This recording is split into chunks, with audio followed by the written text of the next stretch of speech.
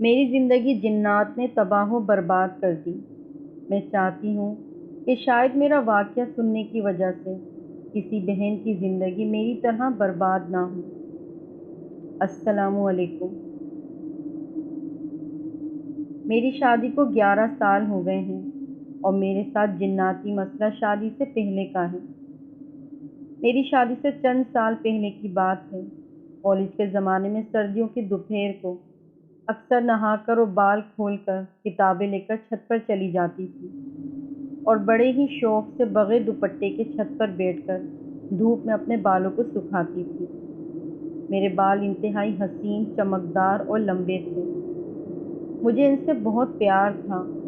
میں اپنے بالوں کی بے حد حفاظت کرتی تھی۔ گرمیوں کے دنوں میں سب گھر والے چھت پر سوتے تھے اور میں بھی چھت پر ہی سوتی تھی۔ گرمیوں کی ایک رات میں بھی دیگر گھر والوں کی طرح چھت پر چارپائی پر سونے چلی گئی۔ اکثر آدھی رات کو میری آنکھ کھل جاتی تھی۔ میں ویسے بھی بہت ڈرپوک لڑکی تھی۔ ایک رات جب میں گہری نیند سو رہی تھی، کسی نے میرے کان میں بڑے پیار سے میرا نام لیا۔ میں خوف سے جاگ گئی۔ مجھے صاف محسوس ہوا کہ کسی نے زور سے میرے کان میں میرا نام لیا ہے۔ پھر ایک رات جب میں سب گھر والوں کے ساتھ چھت پر سو رہی تھی، صبح میری آنکھ کھلی تو میں نے حسب معمول کنگھی کرنے کے لیے اپنے بال کھولے تو میرے بال پھر سے کٹے ہوئے تھے، جبکہ میں نے چٹیا کر کے جوڑا بنایا ہوا تھا۔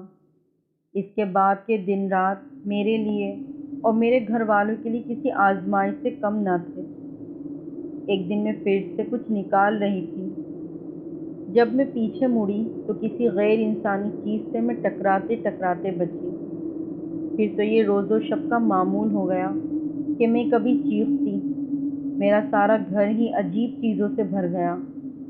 میں واش روم میں بھی اکیلے نہ جاتی، میری بہنوں میں سے ایک میرے ساتھ ہوتی۔ پھر میری والدہ مجھے کچھ لوگوں کے پاس علاج کی غرض سے لے کر گئیں، لیکن مجھے معمولی سا فرق پڑتا۔ پھر ایک مرتبہ کسی اللہ والے سے دم کروانے گئے، وہ نہ ملے۔ مایوسی کے انداز میں واپس آ رہے تھے کہ ایک رشتہ دار مل گئے۔ انہیں والدہ نے ساری صورتحال بتائی۔ انہوں نے اگلے دن مجھے کسی اللہ والے کے پاس لے جانے کا وعدہ کیا۔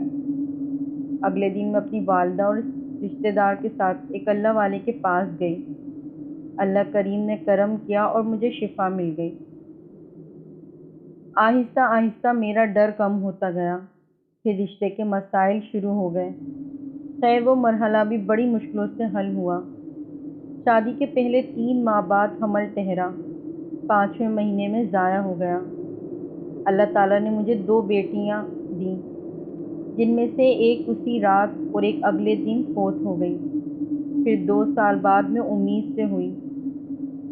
جگہ جگہ سے علاج کروانے کے بعد اللہ تعالیٰ نے حمل کے 6 ماہ کے آخر میں بیٹا عطا فرمایا، جو بہت ہی زیادہ کمزور تھا۔